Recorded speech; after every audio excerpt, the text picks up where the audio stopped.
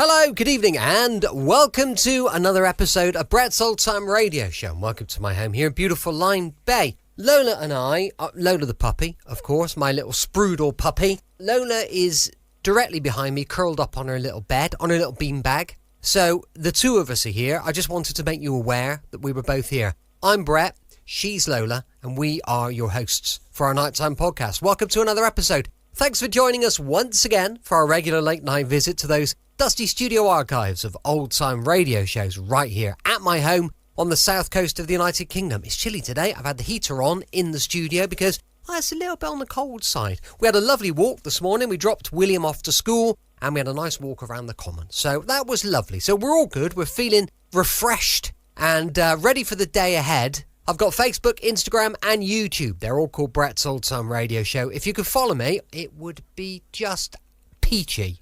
Time now for our Wednesday adventure from Rocky Jordan. This one's called Madame Dulac's Daughter, and it was first broadcast on the 12th of February, 1950. Now, Del Monte Foods brings you a world of adventure with Rocky Jordan.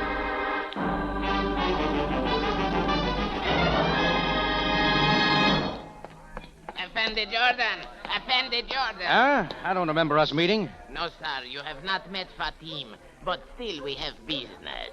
Observe this which is in my hand. Is it real? Oh, most assuredly. $1,000 bill, American money. Now watch. I have turned same into two pieces, and the small piece I give to you.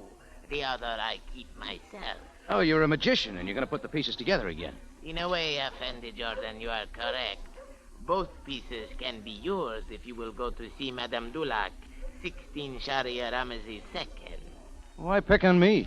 Because it is well known in Cairo that you are a man who for money would brave danger. Madame Dulac's home, then, as soon as possible.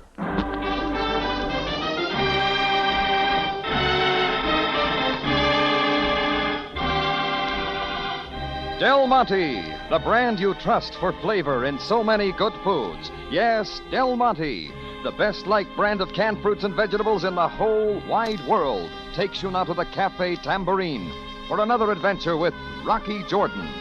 The Cafe Tambourine in Cairo, gateway to the ancient East, where modern adventure and intrigue unfold against a backdrop of antiquity.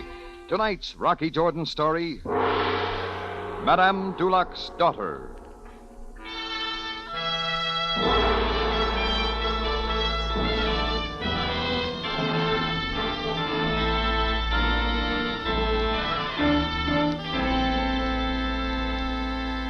His name was Fatim. He'd stopped me walking through the Muski Bazaar and had given me half of $1,000 bill, American money. He'd said the other half would be mine if I dropped in on a Madame Dulac. Oh, for $1,000, I figured it was worth looking into, and the danger wouldn't begin until I said yes. 16 Sharia Ramses II was in the high-rent district, a large two-story white building that spelled money. Even before I could ring the bell, the door came open, and an eager young girl dressed to leave stood there. Hello. Hello? Now, let me see. Mama hired you to drive the limousine. No. Mama hired you to take her to Karnak. No. Mama hired you to, Oh, of course. That's why. Hamar, someone to see Mama. Yes, Miss Sandra. And Hamar, I'm leaving now. If Mr. Morrow calls, tell him I'll meet him at the track. Goodbye, cutie. Wish me lots of winners. You are Mr. Jordan. Fatim said to expect you. This way, please. Hey, she goes with the house, I take it. Madame Dulac's daughter by a late marriage. 18 years of age. Anxious to be older. That door, sir. The madame is inside. You may go in. Thanks. The door opened into a bedroom. Madame Dulac's. Pale green walls, mahogany furniture, short on the ornate. Madame Dulac herself was in bed, propped up with a couple of silken pillows. Well, don't stand there in the doorway. There's a draft. I moved to the bed and got a closer look at her. Late 50s, early 60s. White skin, small features, strong chin. Deep-set eyes with a lot of brightness in them. But it was the extra strong light of the candle before it burned out. You have your half of the $1,000 bill. The other half is on the table there. It's yours. Just like that. Shall we now talk about a more important matter? Oh, for $1,000, I'll talk about anything. You have seen my daughter. I ran into a light breeze in the other room, if that's who you mean. Mr. Jordan, that girl has had everything. Schools in Switzerland, travel around the world, books, art, music. Now the only reading matter she is interested in is the racing form. The only art, how to pick a winner. The only music, the trumpet call, signaling the horses to the post. She's gay, selfish, proud, and obstinate. What she needs and has needed for a long time is a good thrashing. You see this? 32 Colt automatic. I found it in her room. She thinks it's cute to have a gun. But that isn't all. The real problem is something else. A man. His name is Edward Merrill. He's an American from San Francisco. She's in love with him, or thinks she is, and he's no good for her. I want you to take her away from him. I know Sandra. I know of you. You are the kind of man who can do it. And that's all? Yes. All right, Madame Dulac. That should handle the prologue. Now, let's get to the truth. The truth? You gave me the G-note for a reason, and a good one. And if I take it, I'm going to earn it. And I think I know how. Want to hear? By all means. All right, we'll start with that daughter of yours. You made her what she is, Madame Dulac, and you like it. You like her flamboyance and her excesses because you'd like to have them yourself. You say she needs a thrashing. You wouldn't take to her backside with a powder puff. So the way I look at it is this. You're not really sore at her. You're worried about her. You think she's in real trouble with this Eddie Marrow, and you want me to get her out. Only that gets me into trouble with Marrow, and I earn that G you gave me right down to the last dime. No thanks. So you were going to turn your back on this involvement of my daughter with Tony Bristol? Tony Bristol? Edward Marrow's real name. You know him and had some involvement with him yourself in the United States. This I found out before I had you summoned to me. Yeah, sure, I know him. Tried to run me out of business in San Francisco. I still owe him something. You can see the wisdom, Mr. Jordan, of my selecting you. You will help me then. Yeah, we'll see. You will find him at the Cairo racetrack. He has a special box. Sandra will be with him. Thanks. Well, it figured to be worth looking into. 20 minutes later, I was making my way through the jockey club at the track looking for Eddie Marrow's box. I found it with no trouble. Sandra was there looking at the end of a race through binoculars. Eddie was there, and so was Eddie's right-hand man from San Francisco, a guy called Shark. Happy Bride and Harem King, and it's a photo finish. Hey, Eddie, Please hold look on to your who's here. tickets. Yeah, Shark.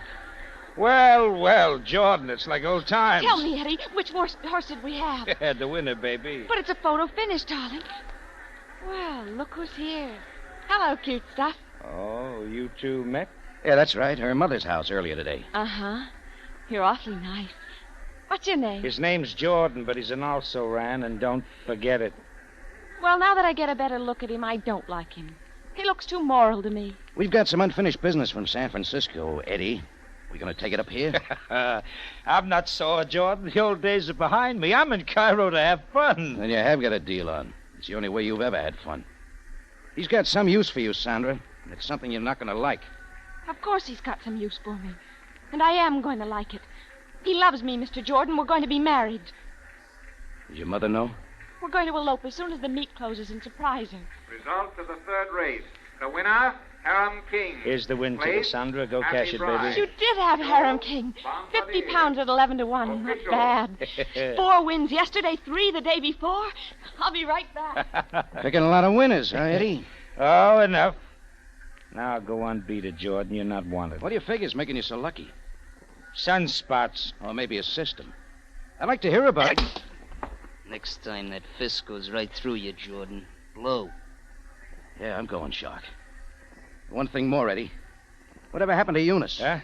Last time I knew you, you were good and married Leave to her. Eunice out of this, Jordan. I just thought I'd ask. She was a nice kid. Had a lot of love for you. Listen, wise guy. You keep pressing me like this, and you're going to end up horizontal.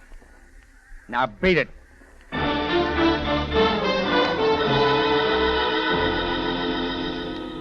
Well, something was up, that was clear. And I was struck by the way Eddie reacted when I mentioned Eunice. She'd always been a big love of his. As I left the jockey club, my mind began to form a picture of her. Tall, slim girl, not too smart, but a dame with a kind of strange appeal. Then suddenly my eyes were telling my mind something else. They were telling me that standing by the cab stand, tall and slim, dark glasses covering her eyes, net veil covering her face, was the woman in question. I moved up fast and grabbed her arm. What? Does Eddie know you're at the track, Eunice? Huh? I don't know you. Raise the glasses. Rocky Jordan, San Francisco, remember? Oh. Eddie, or Tony Bristol, if you like, and I were just talking about you. Does he know I'm in town? Does he know I'm here, Rocky? Come on. Get in the cab, Eunice. Drive it around, cabbie. What's Eddie doing in Cairo, Eunice? He's making a pile off the races. How? I don't know what he's doing. You can fix one race, maybe, but you can't fix 4 one day, 3 the day before, and I don't know how many before that. What's his angle? Oh, that's a nice wedding ring you're wearing. I like it. You and Eddie still married? Why shouldn't we be? And what's that song and dance he gave me about marrying Sandra Dulac as soon as the meet's over? I don't know. Can't marry her after the meet unless he wants to play with bigamy. Even Eddie's too smart for that. So Sandra's getting a ride. That's her problem. What's it all about? How does it tie in with Eddie's big winnings? 342 Sharia, King George driver. I got nothing to say to you, Rocky. All right, I'll work it out another way. Where's Eddie staying? Hotel North Africa. Pull up, cabbie. I'll get out here. Rocky, What? don't tell Eddie I'm in town. Please don't, Rocky. No matter what. Why? It won't be good for me. That's why.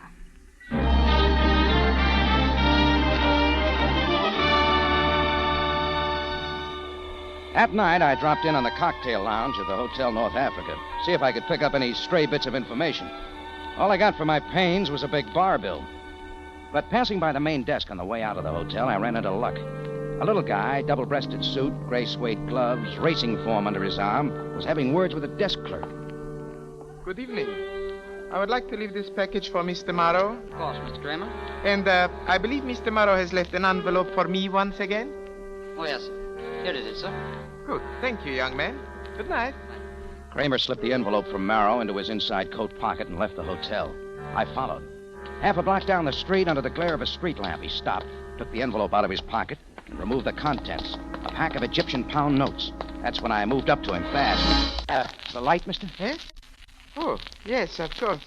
Here, I have a lighter. Your cigarette is lit. Oh, yeah. Thanks. Good night. Just a minute, Kramer. We have met? I understand you got a great way to beat the horses. Who are you, young man? Why should that matter? Just say I'm right. You have got a way to beat the horses. All it takes is a guy like Eddie Morrow and a young girl. Say, Sandra Dulac. Really? That money you got there. Track winnings. I do not believe I know what you are talking about. Now, good night, young man. He put the money into his pocket and walked away. I started to follow, but I didn't get 3 steps. Bad manners to follow strangers, Jordan, unless they're women. Oh, shark. That's when my conversation stopped. Shark's fist steamed down at the right side of my jaw, and my eyes began looking at each other. It swung again. I was rolling in the gutter. By the time I picked myself up, Shark was gone. But what was more important, the little guy named Kramer was gone, too. And with him went the secret of how he was beating the horses. How he and Eddie Morrow were using Madame Dulac's daughter, Sandra.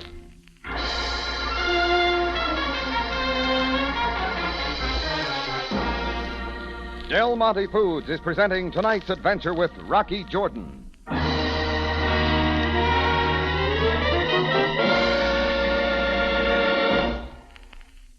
It's usually true when you have roast on Sunday, there'll be leftovers on Monday and maybe Tuesday and Wednesday, too. And here's something else that's true, Larry. There's nothing that livens up the flavor of leftover meats or cold meats any time like Del Monte catsup. That's because Del Monte catsup is such a zesty, lively catsup. A catsup that really gives other foods a great big lift. And what's more, I've noticed Del Monte catsup has the kind of spiced tomato flavor men folks want.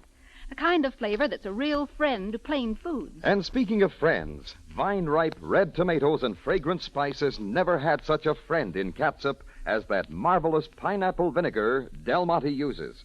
It's extra fine to coax out extra flavor. Believe me, the way pineapple vinegar brings out rich, tangy, spiced tomato goodness is a pleasure to taste. And this wonderful vinegar is exclusive with Del Monte. No other catsup has it. Well, I know that thousands and thousands of women out here in the West wouldn't think of buying any other brand. They like Del Monte flavor, and they like Del Monte's economical price. So remember, for the zestiest, liveliest catsup ever, be sure your next bottle is Del Monte catsup.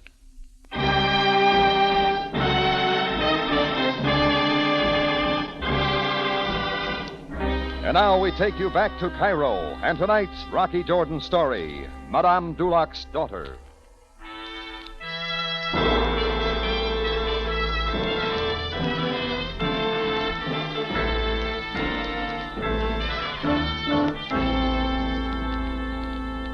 Well, it all began when Madame Dulac wanted her daughter Sandra out of trouble. Trouble being a little concoction mixed by Eddie Marrow, the ingredients of which still remained unknown. But little man Kramer, who had the pleasant task of picking up envelopes stuffed with money, seemed worth talking to. Talk 1 was a failure. It ended up with me in the gutter and Kramer flying the coop. But I got another chance the next day at the races. I found him in the grandstand, adding figures in a small book.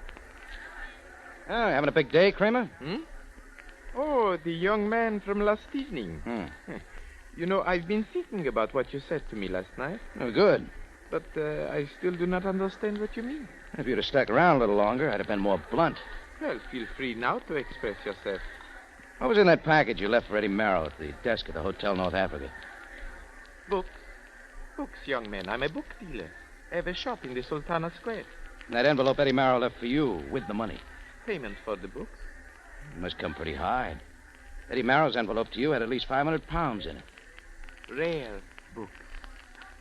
Tell me, young man, where did you ever get the idea I know how to beat the horses? Well, let's say a birdie told me, huh? Female.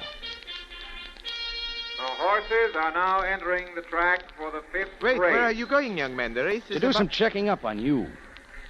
My first name is Carl. That should make it easier for you. Oh, thanks. And, please, if you discover that I'm doing something criminal, inform me. I should be most delighted to know.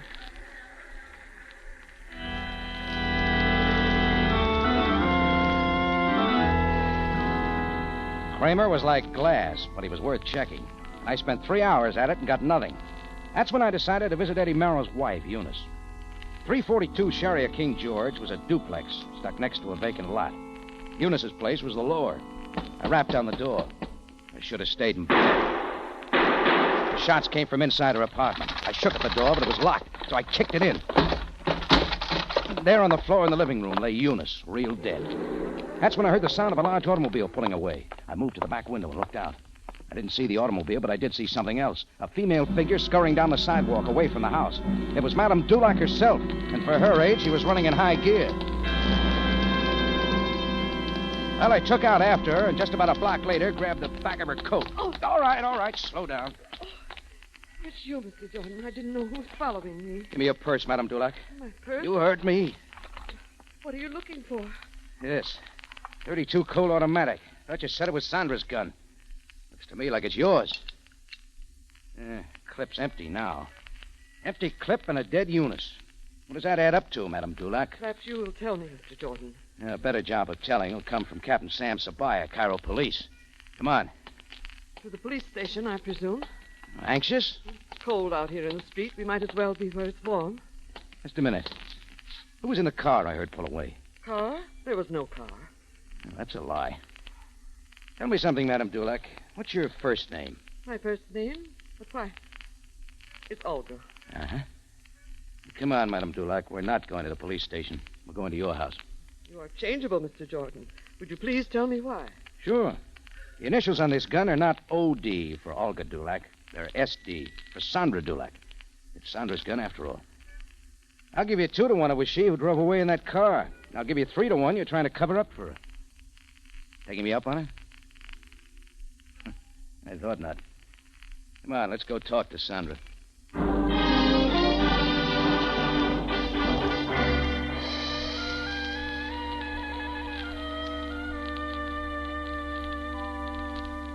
All right, Mr. Jordan, what you say is true. Mama is trying to protect me, but she has no reason to. Well, what does that mean? I didn't kill Eunice like you seem to think. Yes, I was at her house talking to her. After I left, I heard shots. That's when Mama drove up in the limousine, assumed I'd fired the gun, took it from me, and made me drive away in the car. That is true, Mr. Jordan. There are no bullets in the gun. How do you explain that? It's never had any bullets in it. I've never even fired a gun in my life. You use it as a paperweight. Oh, I don't. I just carry it because it looks good. And Like a mink cape, huh? I didn't kill her. How would anyone know if you ever told the truth? You know, to some people, it also looks good to tell a lot of clever lies. Whether you're lying or not, ballistics will tell the truth. Well, maybe it'll prove I did do it. I don't know. I'm all mixed up. Yeah, all right, let's table that for a while. Tell me something else. How does Eddie Marrow's racetrack deal work? He's got a system. He's lucky. Oh, sure. All I know is that 3 or 4 times a day I cash winning tickets for him. And what about him? How many does he cash? None. I cash them all. I like to. Or at least I used to like to. And you like to buy the tickets, too. He buys them. What about Carl Kramer? How does he fit? Who? Carl Kramer. I don't know him. Oh, stop it, will you? I can't even think anymore. Let her alone, please, Mr. Jordan. She is very tired. And Eunice is very dead. Sandra, what did Eddie ever tell you about Eunice? Nothing. And how'd you know about her? Why were you at her place? I overheard Eddie and Shark talking about her. I saw her yesterday. She said Eddie didn't know she was in town, and she was scared he'd find out. Yes, he found out she was in town. Madame Dulac. Yes, Emma? Captain Sapaya of the police is on the phone. He wishes to talk to Miss Sandra. About the murder, no doubt. What shall I do, Mr. Jordan? Well, suddenly Eddie Marrow's a better bet. I'll talk to Sapaya, Madame Dulac. Thank you, Mr. Jordan. This way, sir. Hello, Sam. Jordan, I did not expect to hear your voice. Yeah, I know. I wanted to speak to Sandra Dulac or her mother about a very important matter. Eddie Marrow's wife was shot to death in her apartment this evening. One of 3 people seems to be the guilty one. 3? Both Madame Dulac and Sandra were seen in the vicinity of the crime. Oh, I can vouch for them, Sam. Look at that third person. He looks like it to me. Indeed. Jordan, the third person, identified by 3 irreproachable witnesses, is you. Me? So I suggest you come to headquarters immediately, or I shall have to send some men to apprehend you. Oh, sorry, Sam. Maybe you better be looking for number 4. That's what I'm going to be doing.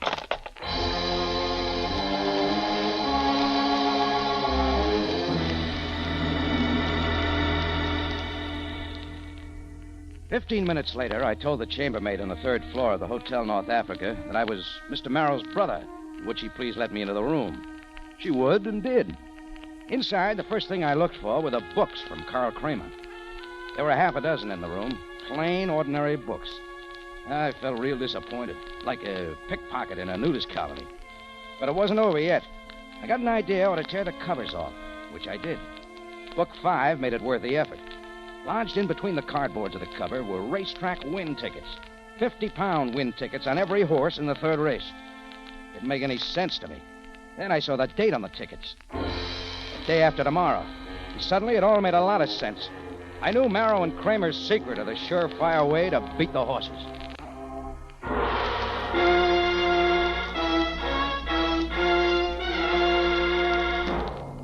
In just a moment, Rocky Jordan returns to conclude tonight's story.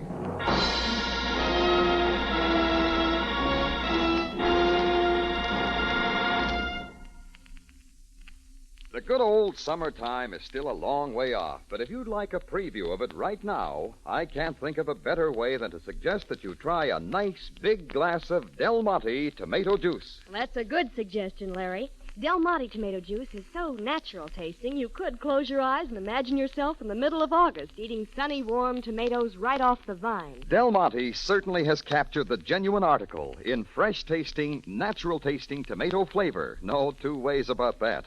It's so truly refreshing, one would almost think that the man who invented the word appetizer had Del Monte tomato juice in mind. Well, I know that for making appetites sit up and take notice, you just can't do better than Del Monte's fresh, tempting flavor. And that goes for morning, noon, or night. It's a downright satisfying between-meal drink, too.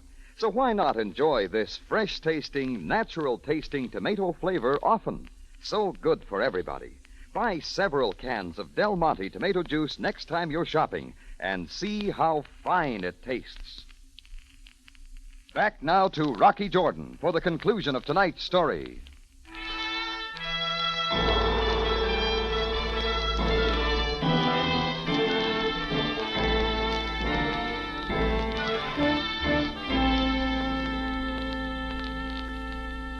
I was standing in Eddie Marrow's hotel room, the win tickets for the day after tomorrow in my hand. Marrow and Kramer's secret, how to beat the horses the surefire way, wasn't their secret alone anymore. Well, Jordan, this saves me the trouble of going out looking for you. Just brushing up a little of my reading, Eddie. I know how you beat the horses. Real foolproof. Except it's somewhat illegal. So's murder. You were counterfeiting win tickets. Kramer made up the batch ahead of time. A counterfeit win ticket for every horse in the race. No matter which horse won, you won. And Sandra fronted for you. She cashed the phony tickets and never knew. I don't want to talk about that. There's something else between us. Yeah, I guess there is. Eunice. You got an alibi? A real good one. I loved her. Is that what gave her the shakes? She knew I wanted her away from Cairo until the job was done.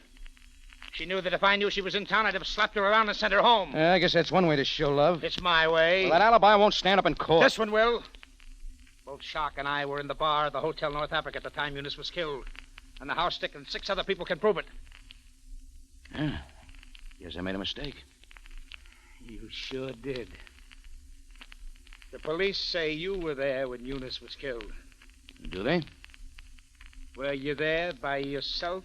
Look, you got revenge in the brain, Eddie. It's not gonna I'm going to even up Eunice's killing. Were you there alone, Jordan? Ease off, Eddie. Your fuse is gonna pop. Don't get nervous. You didn't kill her, Jordan. You had no reason. But someone else did. Someone you're covering for. And her name is Sandra Dulac.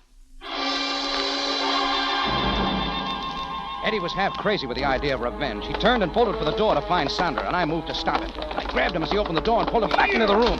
That didn't cool him any. He swung from the floor and put me on the side of the face, and it began. He was throwing with all his strength. And when he picked up a heavy ashtray and started hitting me with that, I began to hear bells. It was the phone. Only Eddie wasn't paying any attention. He was real busy. I was trying to keep him busy. Then when he lifted a marble book in and went for my head, I figured it was time to put a stop to the fun. I threw a right full into his face. He stumbled backwards, rolled over the telephone table, and slumped to the floor.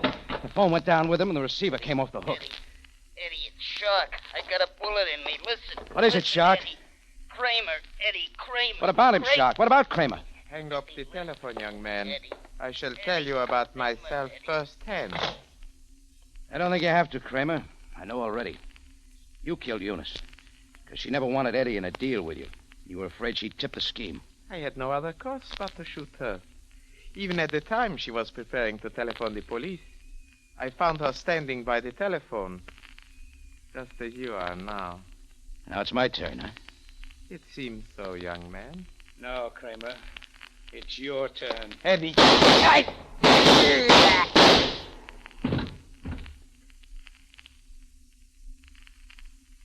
All right, Eddie. You squared things. Yeah. I guess you and I are even up too. Give me the gun. It's no good to anyone anymore. There. You want to phone Sabaya, or shall I? I'll do it, Rocky. It's all over for me now.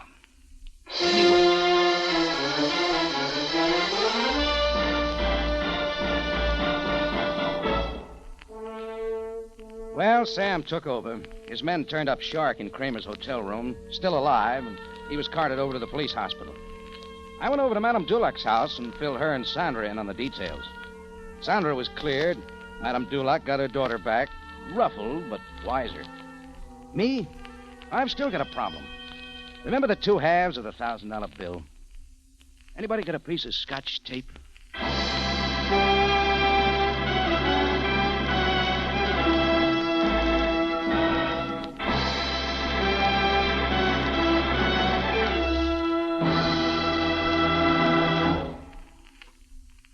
For the finest in tomato flavor, enjoy the whole family of Del Monte tomato products. Del Monte catsup and chili sauce. Del Monte tomato sauce and tomato juice. And Del Monte whole peeled tomatoes. Remember, buy wisely. Buy for flavor. Buy Del Monte. Del Monte, the brand you trust for flavor in so many good foods.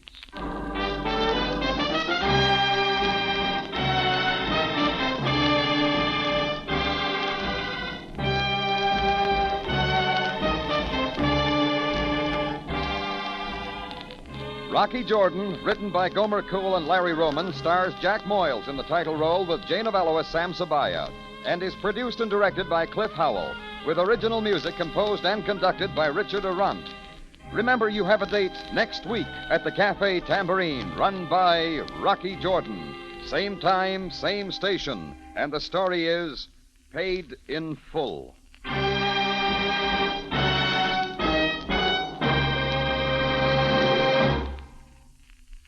If it's gay summer flavor you want in a quick dessert or salad, serve Del Monte Fruit Cocktail. It's ready cut and ready mixed. A real flavor treat. So good and so good looking. Ask for Del Monte Fruit Cocktail.